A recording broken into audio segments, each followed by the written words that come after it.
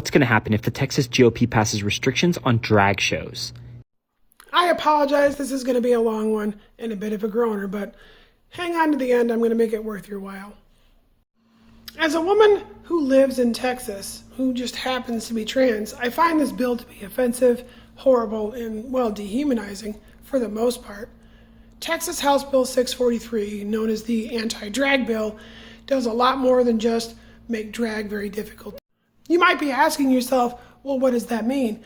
Well, it criminalizes drag performance in public, and it defines drag as any person who dresses or appears in a gender role other than the one assigned to them at birth, which can be accomplished through clothing, it can be accomplished through makeup, it can be accomplished through expression, and it can be accomplished through body modification. And I thought to myself, body modifications? Do they mean like breasts, hips, waistlines, hair? What else could that possibly, include? So by the definition of this bill, I live in drag 24 hours a day, every day of my life, because I identify and present myself as a gender not assigned to me at birth. So I think we're starting to get an understanding of what this bill actually endeavors to do. It's not going after drag performances, it's going after trans people. You might be asking, well, Jinx, what does that mean? How does that work? Well, the bill explicitly states that any drag performance is now construed as sexually explicit adult material only, and any private business that hosts someone who is performing drag now either faces fines or must reclassify itself the same way an adult bookstore, a strip club, a burlesque joint also has to classify themselves or face massive.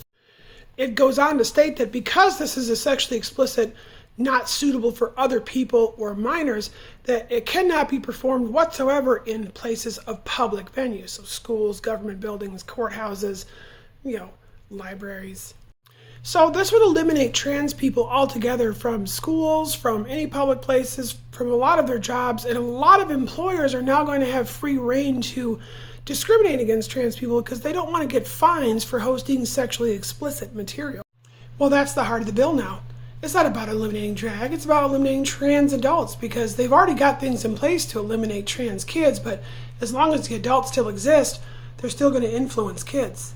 And it's for that reason I'm calling on all of my allies, all of my trans siblings, and everyone that supports freedom of expression to join me on January 10th on South Congress to march on the Capitol peacefully and let them know we're not going to take this lying down.